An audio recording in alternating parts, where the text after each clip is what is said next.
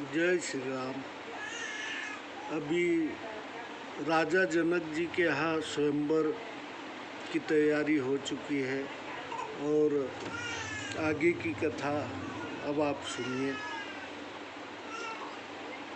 जानी सुअवसर सिय तब पठई जनक बुलाए, चतुर सखी सुंदर सकल सादर चली लवाए। तब राजा जनक ने शुभ समय जानकर सीता जी को बुला भेजा। चतुर और सुंदर रूप वाली सब सखियां आदर सहित उन्हें लिवा आई। सिय शोभा नहीं जाय बखानी, जगदम्बिका रूप गुण खानी। उपमा सकल मोहि लघु लागी, प्राकृत नारी अंग अनुरागी।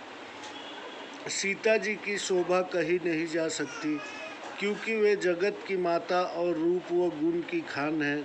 सब उपमाएं मुझको तुच्छ जान पड़ती है, क्योंकि वे सब संसारी स्त्रियों के अंगों में लग चुकी है। सिय बरनिय तेह उपमा देई, को कभी कहाई अजसु को लेई। जो पट तरिय सिय समसिया, जग जसी सुबति कहा मन कमनिया। सीता जी के वर्णन में उन उपमाओं को देकर कुकवि कहा कर और अपयश ले जो किसी स्त्री के साथ सीता जी की उपमा दी जाए तो संसार में ऐसी सुंदर युवती कहाँ है। गिरा मुखर तन अर्ध भवानी, रतियत दुखित अपनुपति जानी।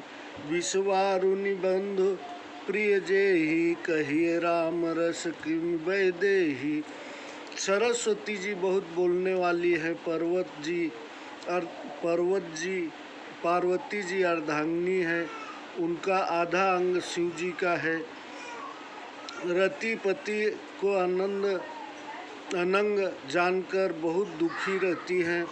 विष और वारुणी जिनके प्यारे भाई हैं, उन लक्ष्मण जी के समान तो सीता जी को कहाँ ही कैसे जाए। जो छवि सुधा पयो निधि होई, परम रूप मैं कच्छुक सोई। शोभा रजु मंदर सिंगारू, मथय पानी पंकज निज मारू। जो छवि रूप अमृत का समुद्र हो और दिव्य रूप का कछुआ हो, शोभा रूप रस्सी हो, सिंगार रूपी मंदरांचल हो और कामदेव स्वयं अपने कर कमलों से मथे हो। यही विधि उपजे लक्ष्य जब सुंदरता सुख मूल। तदपि सकोच समेत कभी कहीं सिय समतुल। इस प्रकार जब सुंदरता और सखी की मूल लक्ष्मी उत्पन्न हो, तो भी कवि सीता जी को संकोच के साथ लक्ष्मी के समान कह सकते हैं। चली संगल सखी सयानी, गावत गीत मनोहर बानी। सोह नवल तनु सुंदर सारी, जगत जननी अतुलित छवि भारी। चतुर सखिया सीता जी को साथ लेकर मनोहर वाणी से सुरीले गीत गाती हुई चली।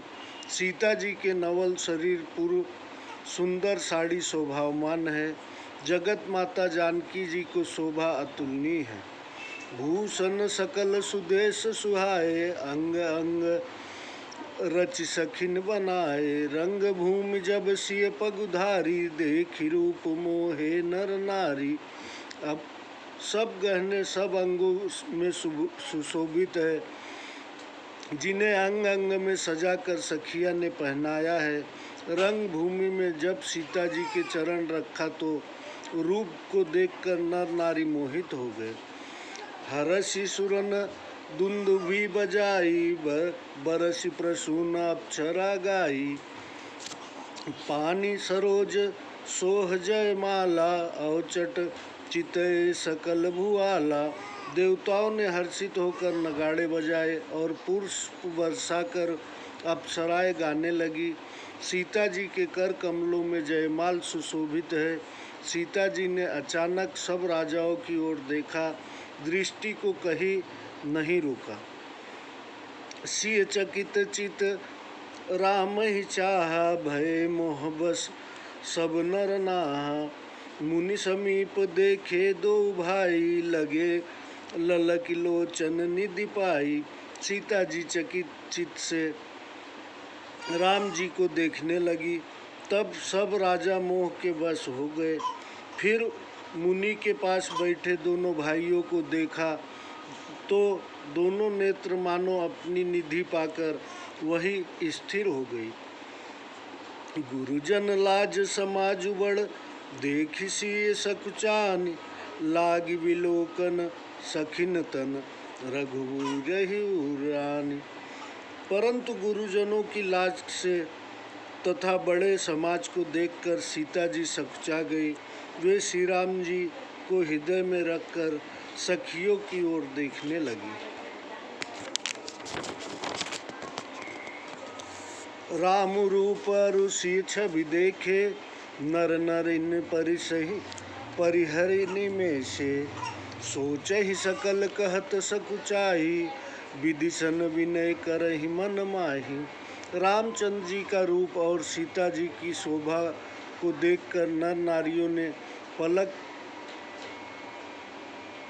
पलक मारना छोड़ दिया। सब सोचते हैं पर कहते हुए सकुचाते हैं। वे मन ही मन में विधाता से विनती करते हैं। हरु विधि बेगी जनक जड़ताई, मति हमारी अस देहि सहाई। बिनु विचार पुनि ना तजि नर नाहु, सिय राम कर करे विवाहु। हे विधाता, जनक जी के हट को जल्दी दूर करो और उन्हें हमारी सीता अच्छी बुद्धि दो, जिससे वे बिना विचार किए ही अपने प्रण को छोड़कर सीता जी और का श्री राम जी से विवाह कर दें। जुग भल कहीं भाव सब काहू, हट कीन्हे अंतहुर दाहू। एहि लालसा मगन सब लोगू, बरसावरो जानकी जोगू। संसार उन्हें भला कहेगा क्योंकि यह सबको भला ही लगेगा। हट करने से अंत में हृदय में दुख होगा। इसी लालसा से सब मग्न हैं कि जानकी के योग्य तो यह सावला ही वर है। रावण बाणासुर तब आए, देखि लोग अतिशय भय पाए। सकल परस्पर करहि विचारा, अब धो कहाँ करहि करतारा। उस समय वहाँ रावण तथा बाणासुर आए। उन्हें देखकर सब बहुत ही डरे। अब सब आपस में विचारने लगे कि ईश्वर न जाने अब क्या करेगा। या के 10 शीश 20 बाहु, डोलय शैल मानो। या के एक शीश बाहु दिरध 1000 है। दोनों लाल चंदन को दीन्हे हैं त्रिपुर भाल। पहरे रुद्राक्ष माल, छाए तनुछार है। दोनों अति बली भाइयों, दोनों जग जीती पायो। दोनों भय देत देखे तनु विकरार हैं। दोनों धनु तोरे ताको कौन है। उपाय हाय शोकते उधार को, आधार है करतार हैं।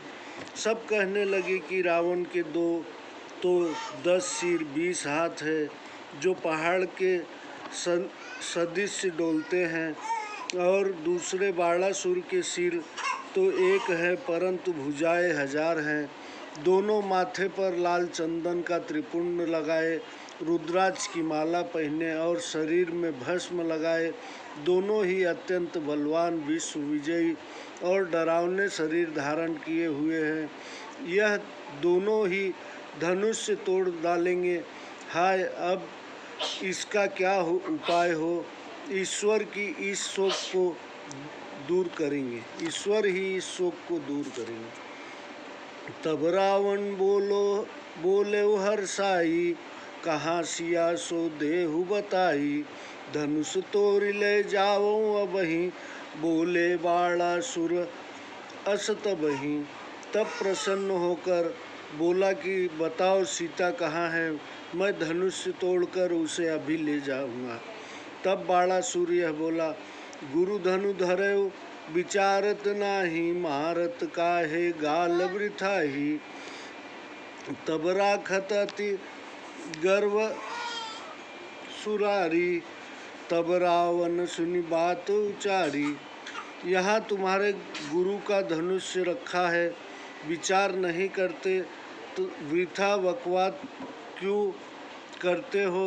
हे रावण, तुम्हें बड़ा अहंकार है। यह सुनकर रावण बोला, भरे भुज दंड ते देखी खंड खंड दंड, भज के ब्रह्मांड। हेतु काल गिन्ह कौन है, परम प्रचंड न खंड में अखंड फैलो। देखी के प्रताप मार्तंड, डोले मौन है, देत देत दंड धन नाथ भय। द्रव्य हीन सुनत को दंड, इंद्र मानव जौन है। बाहुदंड छत्र दंड, सो सुमेरु कालो जाय कीन्हु मुंड। मालिकों को दंड गर्व कौन है। मेरी भुजाओं के बल से जगत को और दंड को टुकड़े टुकड़े हुआ देखकर ब्रह्मांड से काल भी भाग गया है। मेरा अक्षय प्रबल प्रताप नवखंडों में फैला है, जिसे देखकर सूर्य भी मौन हो चलता है। मैंने दंड देते देते कुबेर को धनहीन कर डाला है, और मेरे धनुष का शब्द सुनकर इंद्र कांपता है। मैंने अपनी भुजा रूपी दंड पर छत्री रूपी मेरु पर्वत को उठा लिया। तब शिवजी के पुराने धनुष को तोड़ने में क्या गर्व है। बाणासुर तब कहो रिसाई, हो तुम बड़े असुर अन्यायी। तब बाणासुर क्रोध करके बोला कि तुम बड़े अन्यायी राक्षस हो। जोई भगवान वरदान दाता, तीन लोक तीनों पाय पृथ्वी। हेतु शेष बड़ी लीन हो है, आए तात पास चीन हो। ताप से न निराशा कीन हो, दीन हो दान लीन हो। उनो मन मानिरोष भीनो है, भाष्यो पितुली जेम ही।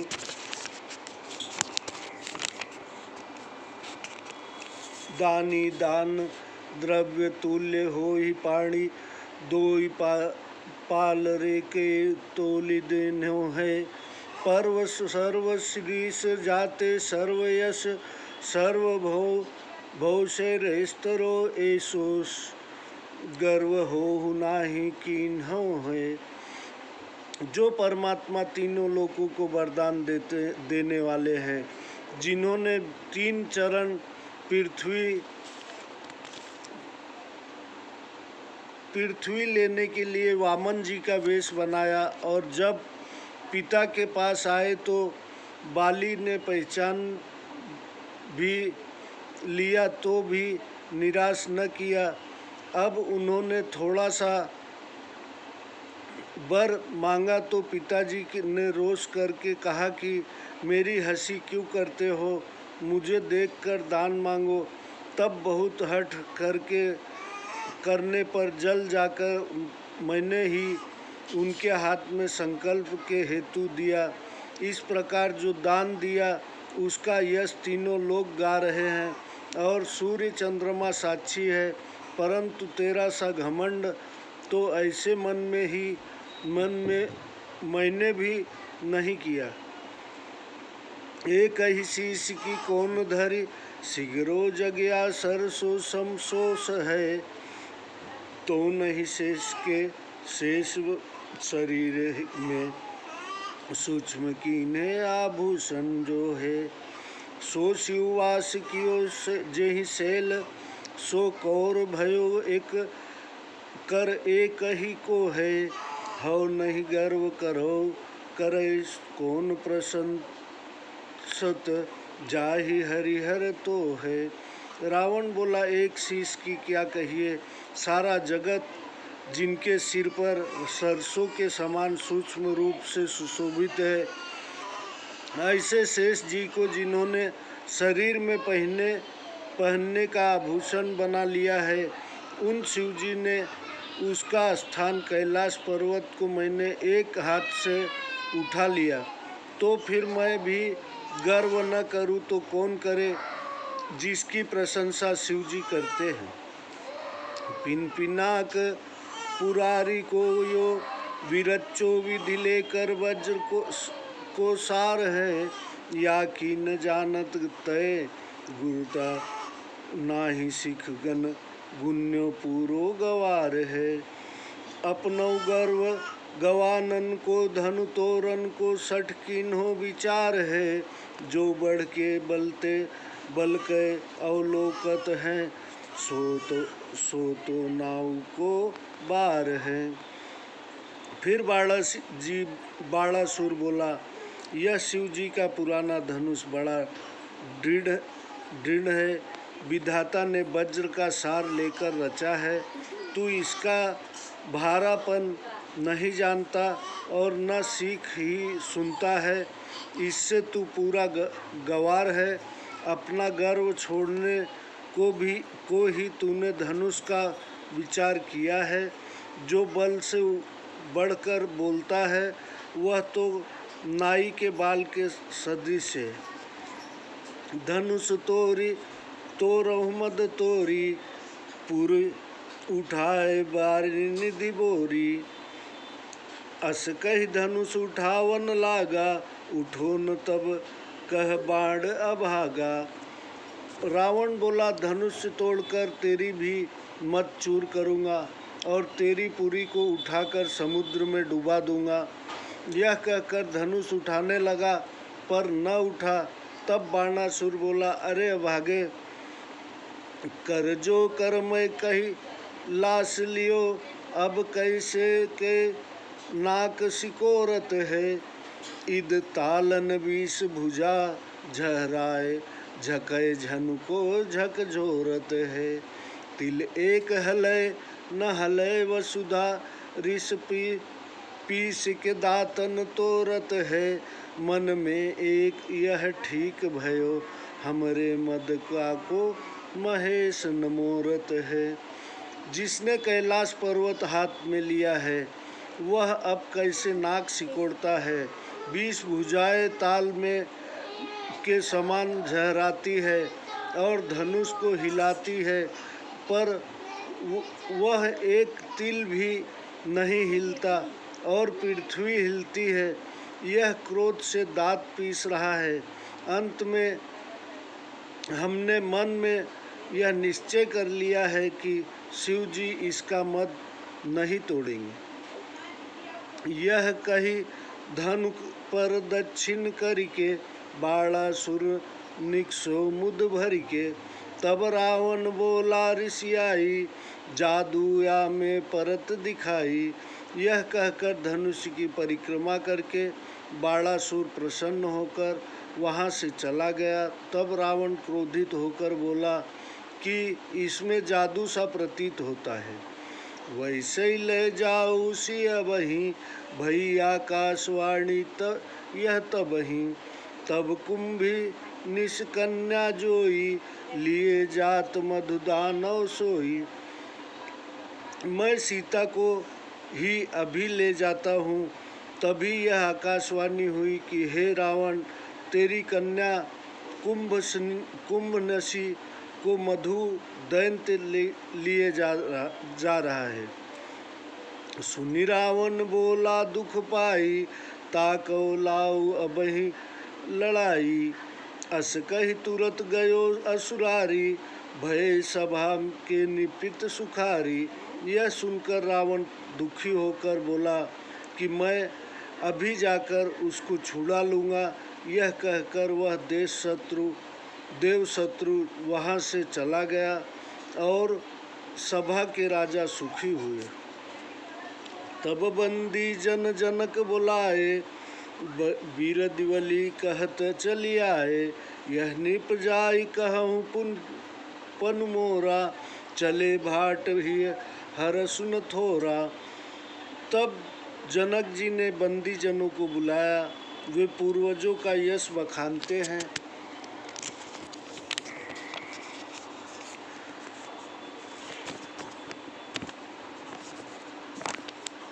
चले आए।